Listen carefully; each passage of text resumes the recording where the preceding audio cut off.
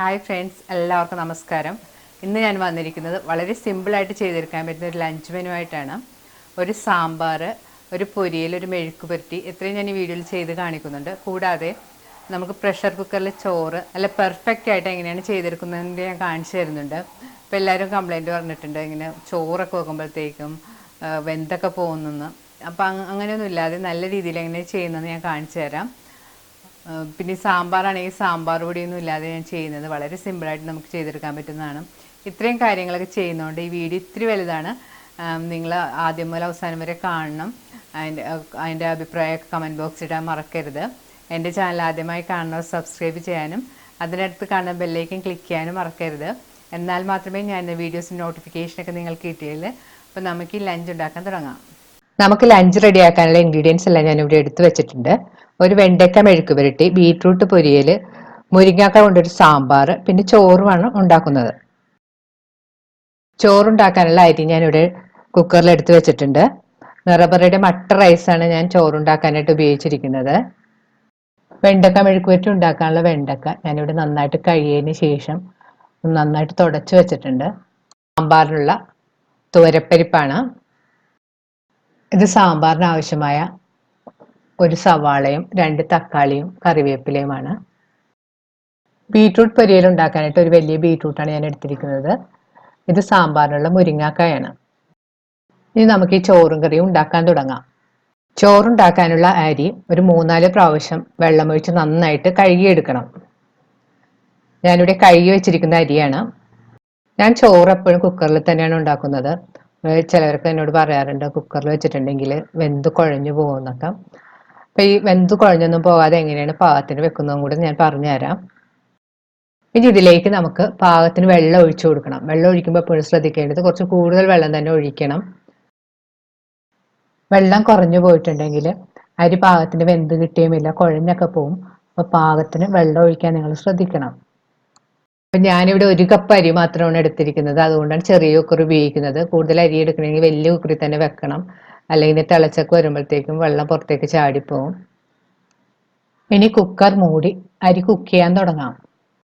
ഇത് കുറച്ച് വേവുള്ള അരിയാണ്. അതുകൊണ്ട് സ്റ്റവിൽ വെച്ചതിന് ശേഷം ഒരു 3 വിസിൽ വരുന്ന കഴിയുമ്പോഴത്തേക്കും ഞാൻ സ്റ്റവ് ഓഫ് ചെയ്തിടും. പിന്നെ അതിന് ശേഷം ഒരു 10-20 മിനിറ്റ് മാറ്റി വെക്കും. സ്റ്റീം പോയതിന് ശേഷം തുറന്ന് വെള്ളം കളഞ്ഞ് ഊറ്റിയെടുക്കും. അങ്ങനെയാണ് ഞാൻ ചെയ്യുന്നത്.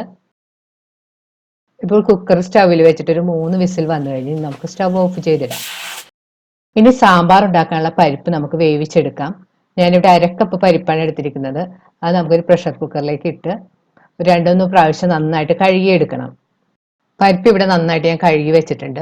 ഇതിലേക്ക് ഇനി നമുക്കൊരു 2 കപ്പ് വെള്ളവും കൂടെ ഒഴിച്ചു കൊടുക്കണം. 1/2 കപ്പ് പരിപ്പിന് ഞാനിവിടെ 2 കപ്പ് വെള്ളമാണ് ഉപയോഗിച്ചിരിക്കുന്നത്. ഒരു ചെറിയ സവാള, 2 മീഡിയം തക്കാളി, ഒരു പച്ചമുളക്, ഇത് ഇത്രയും നമുക്ക് ഈ പരിപ്പിന്റെ ഒപ്പം വിട്ട് വേവിക്കാനുള്ളതാണ്.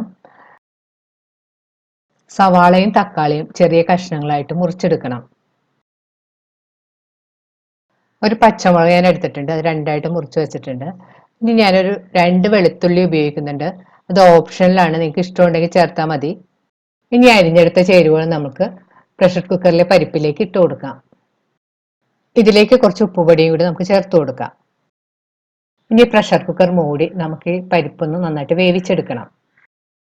പ്രഷർ കുക്കർ സ്റ്റവിൽ വെച്ചതിന് ശേഷം ഒരു 3-4 വിസിൽ വരുന്നത് വരെ പരിപ്പൊന്ന് നന്നായിട്ട് വേവിച്ചെടുക്കണം. പരിപ്പ് വേകുന്ന സമയം കൊണ്ട് മുരിങ്ങാക്കോലിന്റെ തൊലിയെല്ലാം കളഞ്ഞതിന് ശേഷം അത് കഷ്ണങ്ങളായിട്ട് മുറിച്ചെടുക്കാം.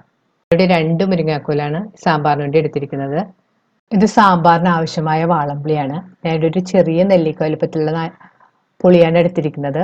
അത് നമുക്കൊരു പാത്രത്തിലേക്ക് ഇട്ടതിന് ശേഷം കുറച്ച് വെള്ളം ഒഴിച്ച് കൈകൊണ്ട് നന്നായിട്ട് നിരടി പിഴിഞ്ഞിട്ടൊരു 10-15 മിനിറ്റ് മാറ്റി വെക്കണം. പുളി വളരെ കുറച്ചെടുത്താൽ മതി. കാരണം നമ്മൾ 2 തക്കാളി പരിപ്പ് വേകുമ്പോൾ ചേർത്തിട്ടുണ്ട്. അപ്പോൾ പുളി പാകത്തിന് നിങ്ങൾ ചേർത്ത് കൊടുക്കാൻ ശ്രദ്ധിക്കണം. ഇപ്പോൾ പ്രഷർ കുക്കർ സ്റ്റവിൽ വെച്ചിട്ട് ഒരു 3-4 വിസിൽ വന്നു കഴിഞ്ഞ് നമുക്ക് സ്റ്റവ് ഓഫ് ചെയ്തിടാം. സാമ്പാർ ഉണ്ടാക്കാനായിട്ട് നമുക്കൊരു പാൻ ചൂടാക്കാം. അതിലേക്ക് ആവശ്യത്തിന് എണ്ണ ഒഴിച്ചു കൊടുക്കണം. എണ്ണ നന്നായിട്ട് ചൂടായി വരുമ്പോൾ അതിലേക്ക് കടുകിട്ട് പൊട്ടിക്കാം.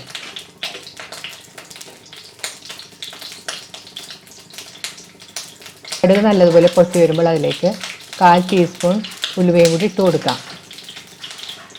ഇനി ഇതിലേക്ക് ഒരു 1/2 ടീസ്പൂൺ ചെറിയ ജീരകവും കൂടി ചേർത്ത് കൊടുക്കണം. ഇതിലേക്ക് ആവശ്യത്തിന് കറിവേപ്പിലയും കൂടി ചേർത്ത് കൊടുക്കാം.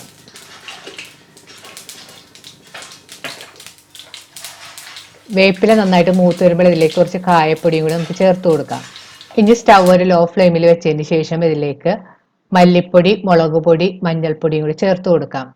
ഞാനിവിടെ 1 ടേബിൾ സ്പൂൺ മല്ലിപ്പൊടിയും 1 ടേബിൾ സ്പൂൺ കാശ്മീരി ചില്ലിപ്പൊടിയും 1/2 ടീസ്പൂൺ മഞ്ഞൾപ്പൊടിയുമാണ് ചേർത്ത് കൊടുത്തിരിക്കുന്നത്.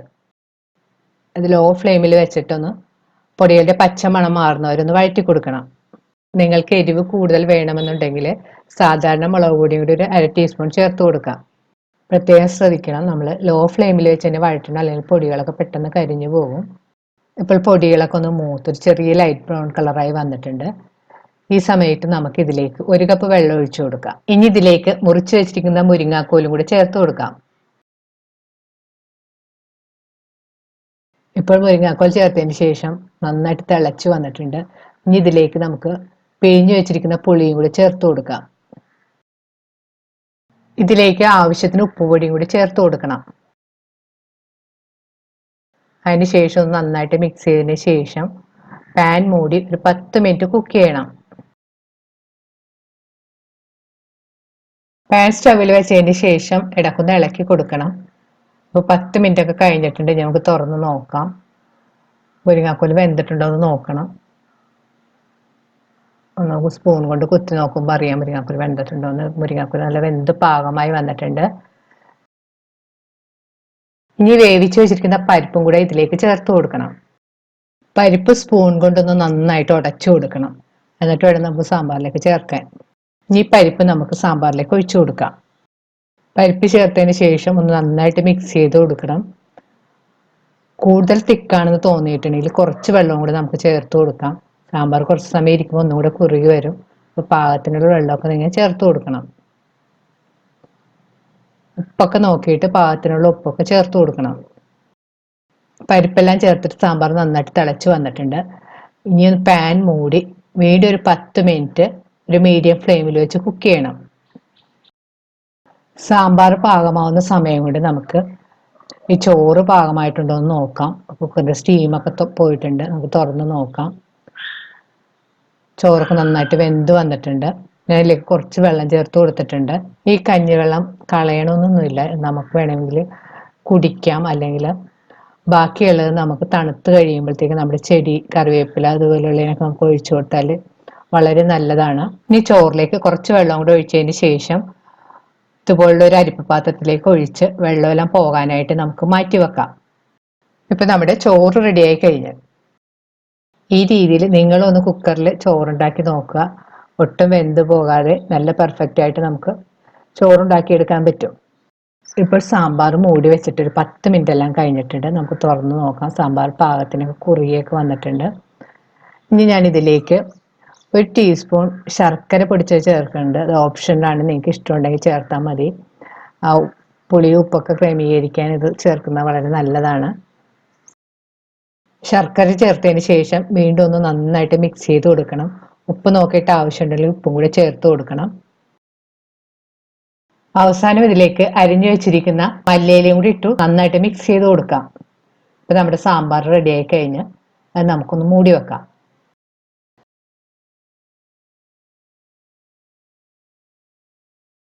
ബീട്രൂട്ട് പൊരിയൽ ഉണ്ടാക്കാനായിട്ട് ഞാൻ ഒരു വലിയ ബീട്രൂട്ടാണ് എടുത്തിരിക്കുന്നത്.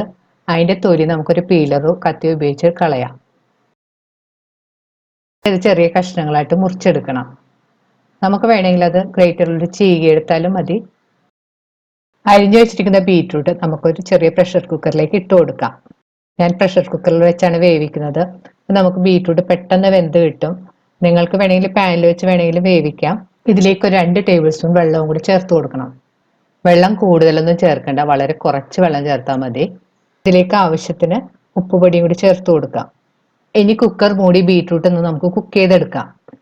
കൂടുതൽ സമയമൊന്നും കുക്ക് ചെയ്യേണ്ട, ഒരൊറ്റ വിസിൽ വരുന്നവരെ മാത്രം കുക്ക് ചെയ്താൽ മതി. കൂടുതൽ വെന്ത് പോയിട്ടുണ്ടെങ്കിൽ ബീട്രൂട്ടിന്റെ കളറൊക്കെ മാറിപ്പോകും, അത്ര ടേസ്റ്റും കാണില്ല. ഇപ്പോൾ കുക്കറിന്റെ സ്റ്റീമൊക്കെ പോയിട്ടുണ്ട്. നമുക്ക് തുറന്ന് നോക്കാം. ബീട്രൂട്ടൊക്കെ നല്ല പാകത്തിന് വെന്ത് വന്നിട്ടുണ്ട്. ഒട്ടും കളറൊന്നും മാറിയിട്ടില്ല. ഇതുപോലെ കുക്കറിൽ കുക്ക് ചെയ്തെടുത്തിട്ടുണ്ടെങ്കിൽ നമുക്ക് വളരെ പെട്ടെന്ന് പൊരിയൽ ചെയ്തെടുക്കാൻ പറ്റും. ഇനി പൊരിയൽ ഉണ്ടാക്കാനായിട്ട് ഒരു പാൻ ചൂടാക്കാൻ വെക്കാം. അതിലേക്ക് ആവശ്യത്തിന് വെളിച്ചെണ്ണ ഒഴിച്ചു കൊടുക്കണം. എണ്ണ നല്ലതുപോലെ ചൂടായി വരുമ്പോൾ അതിലേക്ക് 1/2 ടീസ്പൂൺ കടുക് ഇട്ട് പൊട്ടിക്കണം.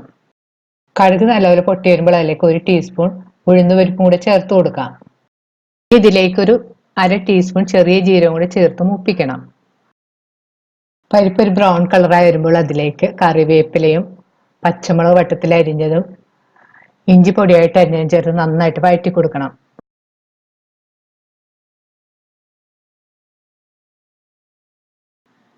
പച്ചമുളക് ഇഞ്ചിയൊക്കെ മൂത്തൊരു നല്ല മണം വരുമ്പോൾ അതിലേക്ക് ചെറുതായിട്ട് അരിഞ്ഞു വെച്ചിരിക്കുന്ന ഒരു ചെറിയ സവാളയും കൂടി നമുക്ക് ചേർത്ത് നന്നായിട്ട് വഴറ്റി കൊടുക്കാം. സവാളയിൽ അത് സോഫ്റ്റായി കളറൊക്കെ മാറി തുടങ്ങുമ്പോൾ അതിലേക്ക് നമുക്ക് വേവിച്ച് വെച്ചിരിക്കുന്ന ബീറ്റ്റൂട്ടും കൂടെ ചേർത്ത് നന്നായിട്ട് മിക്സ് ചെയ്ത് യോജിപ്പിക്കണം. ഒരു 2-3 മിനിറ്റ് നന്നായിട്ട് മിക്സ് ചെയ്ത് യോജിപ്പിക്കണം. ഞാൻ ഈ ബീറ്റ്റൂട്ട് പൊരിയലിൽ മഞ്ഞൾപ്പൊടിയൊന്നും ചേർക്കുന്നില്ല. നിങ്ങൾക്ക് ഇഷ്ടമുണ്ടെങ്കിൽ ചേർക്കാം. ഉപ്പ് നോക്കിയിട്ട് നിങ്ങളുടെ ആവശ്യത്തിനനുസരിച്ചുള്ള ഉപ്പെല്ലാം ചേർത്ത് കൊടുക്കുക. അവസാനം ഇതിലേക്ക് തേങ്ങാപ്പീരയും കൂടി ചേർത്ത് നന്നായിട്ട് മിക്സ് ചെയ്ത് കൊടുക്കണം. ഒരു 4-5 ടേബിൾ സ്പൂൺ തേങ്ങാപ്പീരയാണ് ഞാൻ ഇതിന് വേണ്ടി എടുത്തിരിക്കുന്നത്. അത് ചേർത്തൊന്ന് നന്നായിട്ട് മിക്സ് ചെയ്ത് കൊടുക്കണം. ഇപ്പോൾ ബീറ്റ്റൂട്ട് പൊരിയൽ റെഡി ആയി കഴിഞ്ഞാൽ ഇനി നമുക്ക് സ്റ്റവ് ഓഫ് ചെയ്തതിന് ശേഷം ഇത് മാറ്റി വെക്കാം. ഇനി നമ്മൾ ഉണ്ടാക്കാൻ പോകുന്നത് വെണ്ടക്ക മെഴുക്കുപുരട്ടിയാണ്. വെണ്ടക്ക നന്നായിട്ട് കഴുകിയതിന് ശേഷം അതിൻ്റെ പുറമെല്ലാം നന്നായിട്ട് ടിഷ്യൂ വെച്ചിട്ട് തുടച്ചെടുക്കണം. വെള്ളം ഉണ്ടെങ്കിൽ വെണ്ടക്ക നമുക്ക് അരിഞ്ഞെടുക്കുമ്പോൾ ഒരു വഴുവഴുപ്പ് വരും. ഇനി വെണ്ടക്കയുടെ മുകളിലെ ഭാഗം കട്ട് ചെയ്ത് കളയാം. അതിന് ശേഷം വെണ്ടക്ക ഇതുപോലെ നീളത്തിൽ മുറിച്ചെടുത്തതിന് ശേഷം ഇതുപോലെ ചെറിയ കഷ്ണങ്ങളായിട്ട് മുറിച്ചെടുക്കണം. ഈ കറി നമുക്ക് വളരെ പെട്ടെന്ന് ഉണ്ടാക്കിയെടുക്കാൻ പറ്റുന്നതാണ്. വളരെ ടേസ്റ്റിയുമാണിത്. ഇപ്പോൾ വെണ്ടക്കയെല്ലാം ചെറുതായിട്ട് അരിഞ്ഞെടുത്തിട്ടുണ്ട്. ഇനി ഇതിന് വേണ്ടത് ഒരു ചെറിയ സവാള ചെറുതായിട്ട് അരിഞ്ഞത്, പച്ചമുളക്, കറിവേപ്പില. ഇനി കറി ഉണ്ടാക്കാനായിട്ട് നമുക്കൊരു പാൻ ചൂടാക്കാൻ വെക്കാം. പാൻ ചൂടായി വരുമ്പോൾ അതിലേക്ക് നമുക്ക് ആവശ്യത്തിന് എണ്ണ ഒഴിച്ചു കൊടുക്കാം. ഈ കറിയിൽ ഞാൻ കടുകൊന്നും പൊട്ടിക്കുന്നില്ല. ഇനി ഇതിലേക്ക് സവാളയും പച്ചമുളകും വേപ്പിലയും കൂടി ഇട്ട് നന്നായിട്ട് വഴറ്റിയെടുക്കണം. സവാളയൊക്കെ ഒന്ന് സോഫ്റ്റായി കളർ മാറി തുടങ്ങുമ്പോൾ അതിലേക്ക് നമുക്ക് മഞ്ഞൾപ്പൊടിയും മുളക് പൊടിയും കൂടി ചേർത്ത് നന്നായിട്ട് വഴറ്റി കൊടുക്കണം.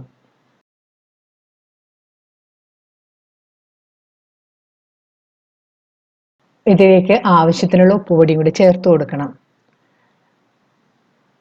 പൊടികളുടെ പച്ചമണമൊക്കെ ഒന്ന് മാറി വരുമ്പോൾ നമുക്ക് ഇതിലേക്ക് അരിഞ്ഞു വെച്ചിരിക്കുന്ന വെണ്ടക്കയും കൂടി ചേർത്ത് നന്നായിട്ട് വഴറ്റി കൊടുക്കണം.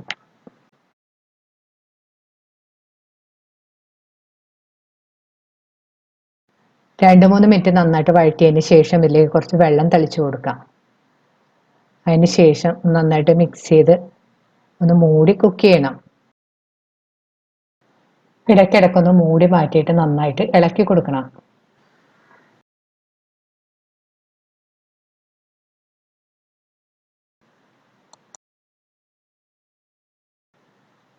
ഇപ്പോൾ വെണ്ടക്ക കുക്ക് ചെയ്യാൻ വെച്ചിട്ട് 5 മിനിറ്റ് എല്ലാം കഴിഞ്ഞിട്ടുണ്ട്. നമുക്ക് മൂടി മാറ്റി നോക്കാം. വെണ്ടക്കയിലെ വെള്ളമെല്ലാം വറ്റി നല്ല ഡ്രൈ ആയി വന്നിട്ടുണ്ട്. വെണ്ടക്ക ഏകദേശം പാകമായിട്ടുണ്ട്. ഇനി നമുക്ക് കുറച്ച് വെളിച്ചെണ്ണ ഇതിൻ്റെ മുകളിലേക്ക് ഒഴിച്ചു കൊടുത്തിട്ട് മൂടി തുറന്ന് വെച്ച് കുറച്ച് നേരം ഒന്ന് നന്നായിട്ട് ഡ്രൈ ആക്കി എടുക്കണം. ഇപ്പോൾ വെണ്ടക്ക എല്ലാം ഒന്ന് നന്നായിട്ട് മൂത്ത് നല്ല പാകമായി വന്നിട്ടുണ്ട്. നിങ്ങൾക്ക് വേണമെങ്കിൽ കുറച്ച് സമയം കൂടെ വെച്ച് ഫ്രൈ ആക്കി എടുക്കാം. ഇപ്പോൾ നമ്മുടെ വെണ്ടക്ക പാകമായി കഴിഞ്ഞ് നമുക്ക് സ്റ്റവ് ഓഫ് ചെയ്യാം. ഇപ്പോൾ നമ്മുടെ ചോറും കറിയെല്ലാം റെഡി ആയി കഴിഞ്ഞ് സാമ്പാർ, ബീട്രൂട്ട് പൊരിയൽ, വെണ്ടക്ക മെഴുക്കുപുരട്ടിയും റെഡി ആയി കഴിഞ്ഞ് ഇതെല്ലാം ഞാനൊരു സർവിങ് ഡിഷിൽ എടുത്ത് വെച്ചിട്ടുണ്ട്. ഇനി നമുക്കിതെല്ലാം ഒരു പ്ലേറ്റിലേക്ക് മാറ്റാം. നമുക്ക് പ്ലേറ്റിലേക്ക് ചോറെടുക്കാം. അതിന് ശേഷം ബീട്രൂട്ട് പൊരിയൽ നമുക്ക് വിളമ്പാം. വെണ്ടക്ക മെഴുക്കുപുരട്ടി. ഇനി നമുക്ക് ഈ പ്ലേറ്റിൽ ഒരു കഷ്ണം മാങ്ങാച്ചാറും കൂടെ വെക്കാം. ഞാൻ ഈ മാങ്ങാച്ചാറിൻ്റെ റെസിപ്പി അടുത്തിട്ടിട്ടുള്ളതാണ്. ഒത്തിരി പേർ കണ്ട് നല്ല അഭിപ്രായം പറഞ്ഞിട്ടുള്ളതാണ്. കാണാത്തവർ അത് കണ്ട് നോക്കണം. ഇനി നമുക്ക് സാമ്പാറും കൂടെ പ്ലേറ്റിലേക്ക് ഒഴിച്ചു കൊടുക്കാം. ഇപ്പോൾ വളരെ രുചികരവും വളരെ ഹെൽത്തിയുമായ വെജിറ്റേറിയൻ ഊണ് റെഡിയായി കഴിഞ്ഞ് ഇത് നിങ്ങൾ ട്രൈ ചെയ്ത് നോക്കുക. ഈ വീഡിയോ ഇഷ്ടപ്പെടുകയാണെങ്കിൽ ലൈക്ക്, ഷെയറും കമൻറ്റും, സബ്സ്ക്രൈബ് ചെയ്യാത്തവരാണെങ്കിൽ സബ്സ്ക്രൈബ് ചെയ്യാനും മറക്കരുത്. വീണ്ടും ഇതുപോലുള്ള നല്ല റെസിപ്പിയുമായി നമുക്ക് കാണാം. Thank you.